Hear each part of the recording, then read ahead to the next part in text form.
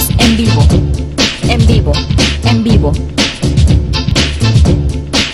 Redes al aire por comunicación.com. Ideas por un mundo mejor. Redes, redes, redes, redes. Enciende tus ideas. Al aire, al aire, al aire, al aire. Televisión online. Amigos de Redes al Aire, estamos ya con nuestro amigo Pepe Pintos, quien es ingeniero químico y bueno, así es mejor conocido en Twitter, es @Pepe Pintos, José Pintos. José, muy buenos días. Muy buenos días. Oye, pues un tema interesante el que tienes en tu perfil de Twitter. Cuando lo vimos nos llamó mucho la atención y bueno, en parte siempre con una crítica política muy aguda, y luego de repente vemos que eres ingeniero químico y que reciclas plástico. Entonces pues hay dos facetas de tu vida. Sí, así es, sí, siempre ha sido una pasión la política, ¿no? Por el interés de nuestro país, ¿no? Siempre metidos en eso, ¿no? Oye, Pepe, ¿cuánto tiempo tienes dedicado al reciclaje de plásticos? El reciclaje de plástico desde 1989-90 nos dedicamos al reciclaje de plástico. Oye, ¿y cuáles son los plásticos que más se pudieran reciclar o a los que más te dedicas? Al que más se dedica y es el que mayor volumen tenemos es el reciclaje del PET, las botellas de plástico, principalmente de refresco, agua y varias otras aplicaciones que ya están circulando en el mercado. El PET, ese es el que dedicamos. Y por ejemplo, el PET, Pepe, ¿qué es en lo que se puede convertir o en lo que lo estás tú reciclando? El reciclaje del PET es muy amplio, desde reciclar para fiber field, lo que son las almohadas, las colchas, hasta botella, bottle to bottle que le llamamos nosotros, tiene varias aplicaciones, es un mercado muy amplio. ¿Y cuál es el proceso? ¿Se muele, se peletiza, se vuelve a fundir o cuál es el proceso? El proceso principal, dependiendo de dónde vayas, ¿no? El más complejo es el de bottle to bottle, definitivamente, porque requiere de una amplia limpieza. Entonces eso básicamente está desde la compra, la selección para quitar los contaminantes, los principales, pues los que tienen mayor densidad y que se hunden en el agua son los que debes de quitar, los demás por flotación los separas, entras a un proceso de lavado, a un proceso de cristalizado, secado, y si ya es para fibra directamente lo metes a fibra ya a sus procesos de extrusión, ¿sí? Y si es para procesos de botella, pues ya puede ser desde una despolimerización hasta directo, dependiendo de la calidad del producto que tú estés reciclando, ¿no? Porque se divide principalmente en dos, en postindustrial, que es muy limpio, y el postconsumo, que es el que viene de la calle, ¿no? Y de ahí tenemos dos, lo que es el que viene del basurero y el que se recoge directamente con escuelas y particulares que lo juntan para poderlo vender. Oye, tenemos unas preguntas que nos manda nuestra amiga Bárbara, que en Twitter es por un árbol movilidea. Ella nos pregunta ¿cuál es la división entre los plásticos? Si hay alguna división. Claro, por supuesto. Los plásticos están divididos y están numerados del 1 al 7, en donde el 1 es el poliéster, el 2 es el polietileno de alta densidad, el cual se divide en dos, es el soplado, es el de las botellas, o el inyectado, que es el de las cubetas, etcétera.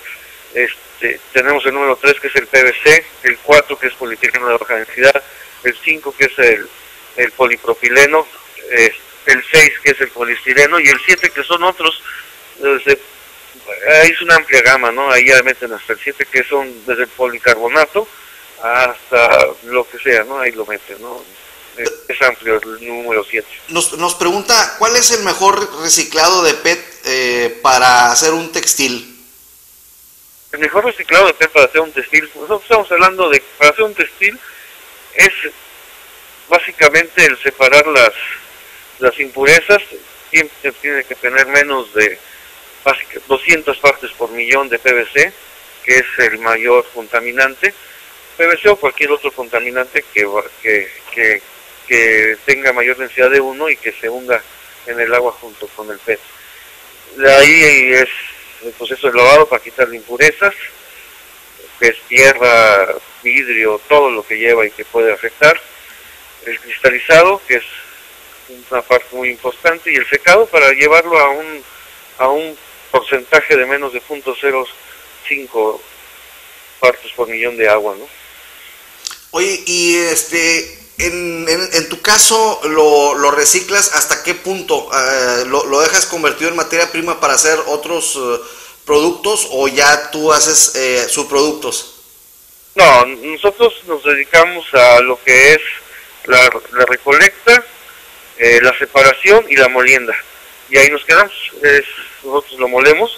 Es un paso súper importante la molienda, porque ya una vez molido el material, si lo llevas con contaminantes, pues ya tuvimos graves problemas, ¿no? Y lo envías, por ejemplo, tus clientes, ¿a qué se dedican, por ejemplo? A sus clientes, uno se dedica a lo que es textil y el otro a hacer láminas de PET. Ya, y las láminas pueden utilizarse para qué cosas, Pepe? Las láminas de PET básicamente se utilizan para termoformado, que es lo que lo utilizan para hacer termoformado, que son como tapas, etcétera, ¿no? Que las termoforman para utilizarse en varios sectores, ¿no? Como es empaques, etcétera, ¿no? Oye, Pepe, y habiendo tanta materia prima tirada en las calles, desgraciadamente en las calles en todas partes vemos el PET tirado, ¿alcanza a tener algún valor? O sea, ¿tú compras, por ejemplo, el PET que te lleven a tu planta? Sí.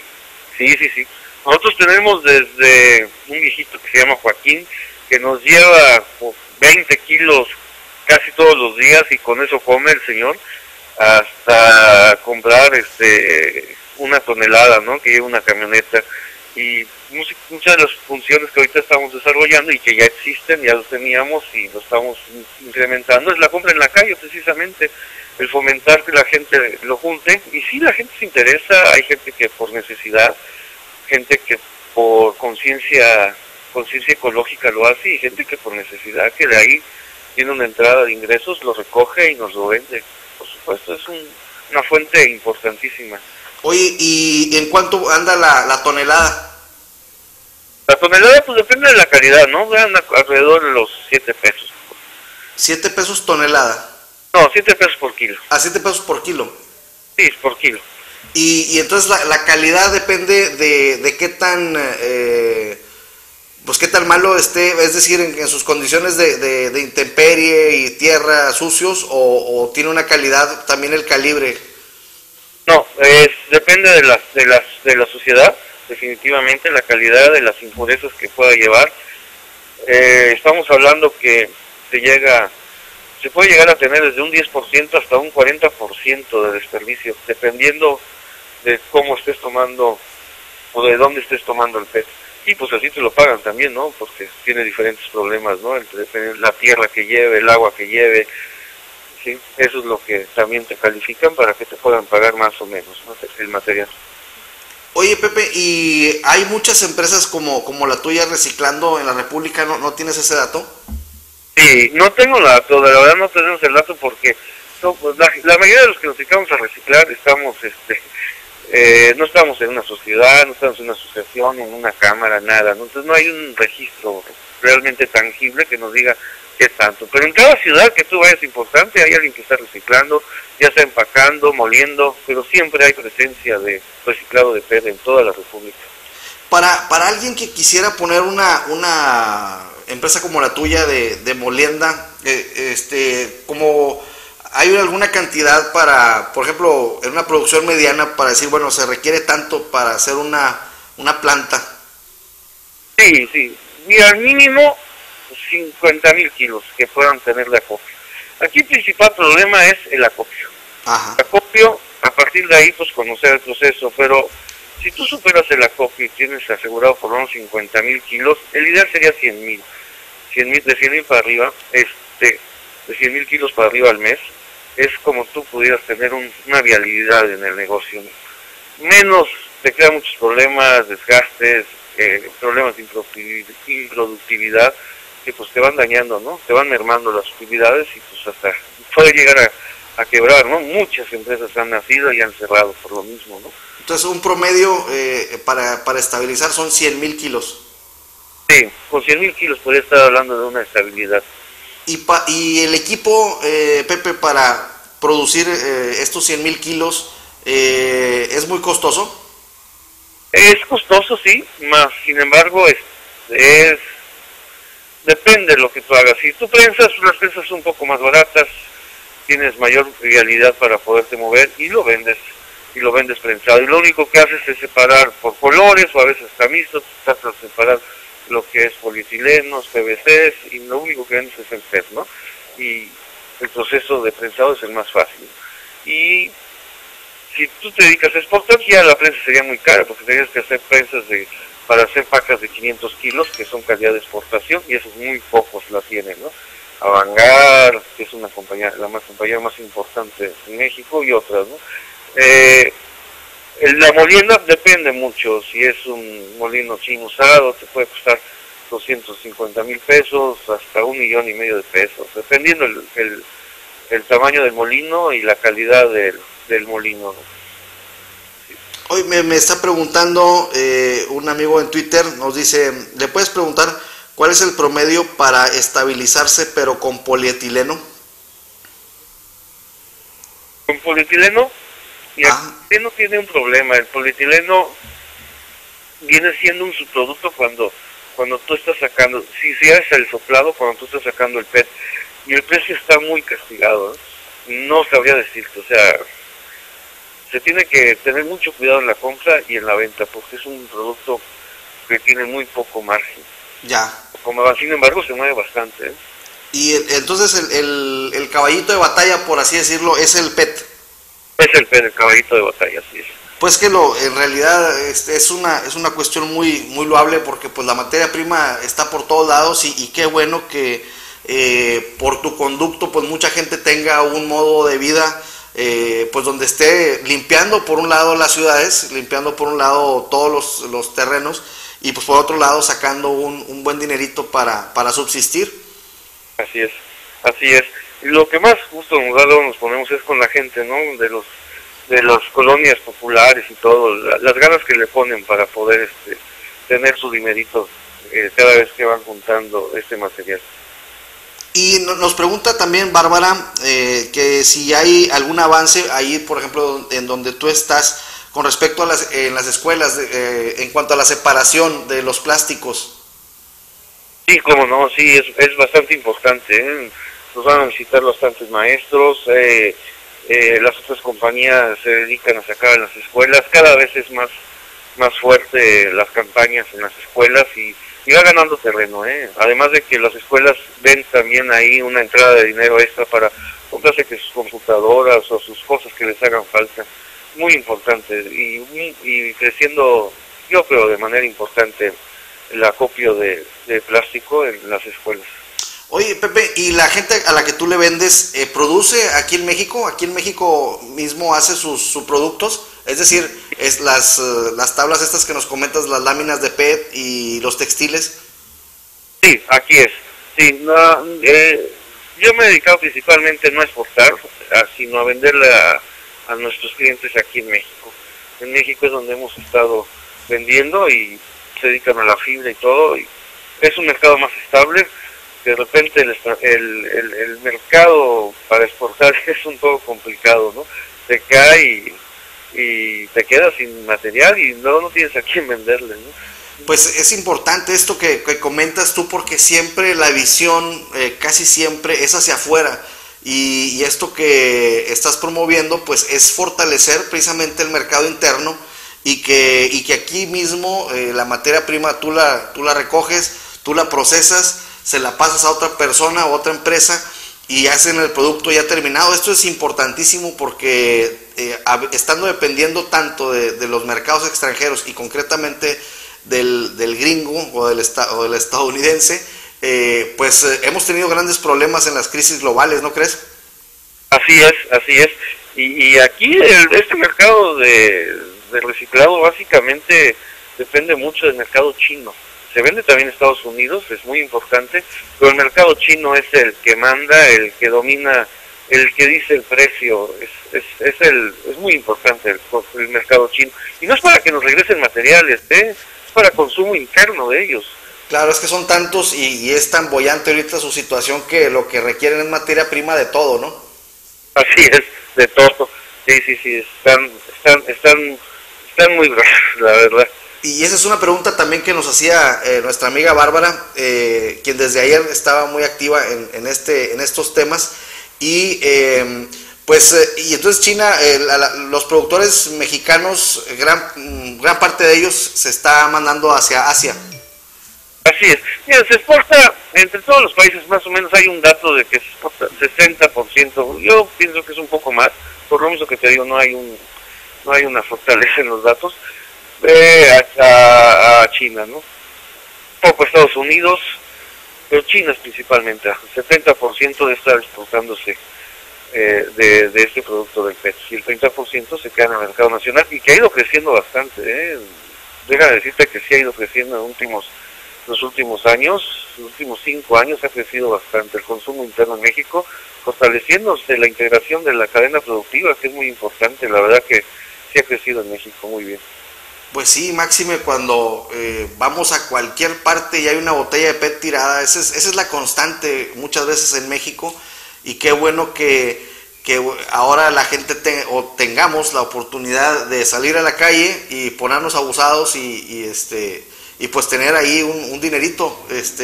Unos amigos de aquí de nuestra ciudad se casaron juntando puros botes de lámina, botes de metal, de refresco, de cerveza, y los fueron juntando sobre todo su noviazgo, y cuando pues ya tenían un cuarto grande lleno, pues utilizaron ese dinero para casarse. Pues ahora el PET puede venir a hacer las mismas funciones. Así es. Sí, aunque el aluminio tiene una competencia tremenda para la recolección, es un gran competidor del plástico, porque el aluminio, por ejemplo, aquí lo andan pagando entre 17 y 20 pesos el kilo. Entonces ya sabrás, ¿no? Tiene bastante competencia el plástico con el aluminio. Oye, una pregunta, las bolsas de polietileno, las bolsas de plástico, estas que ya se le llama la contaminación blanca, ¿tienen alguna solución o de plano es muy difícil su reciclaje? No, sí es difícil su reciclaje si las ensucias. Si la gente tuviéramos el cuidado de tener las bolsas limpias, de no llenarlas de basura, o de poderlas, las blancas, todo eso, las negras no ya son para la basura, pero las otras de tenerlas limpias y poderlas juntar para reciclarlas, por supuesto que sí se reciclarían muy fácil, para hacer precisamente las bolsas negras que son para la basura. Ajá. Totalmente, así es. Y por ejemplo, ¿en tus procesos lo puedes hacer? No, nos llega muy sucio el material, y la gente que se dedica a reciclar tiene muchos problemas para ello. Desconozco un poco el mercado. Lo poco que conozco es que las máquinas son muy caras para reciclar y no han salido tan eficientes. Han tenido muchos problemas para el proceso de secado en cuanto a las bolsas de posconsumo de polietileno. Así es. ¿Y cuál sería lo recomendable, José, en ese caso que pues vemos bolsas por todos lados de estas volando todo el día? Pues lo más recomendable es eso, juntarlas y limpias y venderlas, ¿no? Venderlas ya hay gente en todas las ciudades que se dedica a comprar bolsas, ¿no? A comprar bolsas de polietileno. Perfecto, pues José, interesantísimo esto que nos comentas. La verdad es que es un aliciente todo esto que nos dices, porque para quienes estamos preocupados por la contaminación, para quienes estamos preocupados por que a cada paso que damos en la calle vemos una botella de PET, pues se abre un espectro de posibilidad ahí de generar riqueza por un lado y de limpiar las ciudades por el otro. Y pues aquí, fíjate que no tenemos una planta de estas características. A ver si nos ponemos de acuerdo para ver si encontramos a alguien interesado en ponerla. ¿Cómo ves? Muy bien, perfecto, muy bien. Muy bien, pues estamos en contacto y ahí nos seguimos escribiendo por Twitter. No, excelente, muchas gracias por la entrevista. Gracias, nos vemos. Buen día, hasta luego. Pues bien, muchas veces pensamos que los problemas no tienen solución y bueno, aquí nuestro amigo Pepe Pintos, @Pepe Pintos es su perfil de Twitter, pues nos está dando una muy buena idea para reciclar el PET, para generar un modo de vida para las personas y también para limpiar las ciudades. Hay que ver pues de cuánto estamos hablando de una inversión de este tipo para tener una planta. Él nos hablaba de 100,000 kilos al mes, lo que es viable para hacer una planta. Y pues bueno, ahí está la idea. Queremos llevarles estas inquietudes para quien se interese, pues ahí pueden platicar con él para hacer una planta de reciclado de PET. Y pues bien, vamos a pasar al siguiente tema. Vamos a estar conversando con nuestro amigo Sergio Méndez Silva para hablar sobre algún tema de derechos sociales que, bueno, una resolución de la Corte que acaba de tener. Y bueno, en un momento más volvemos con nuestro amigo Sergio Méndez Silva. Estamos en vivo, en vivo, en vivo. Redes al aire por comunicación.com. Ideas por un mundo mejor. Redes. Enciende tus ideas. Al aire. Televisión online.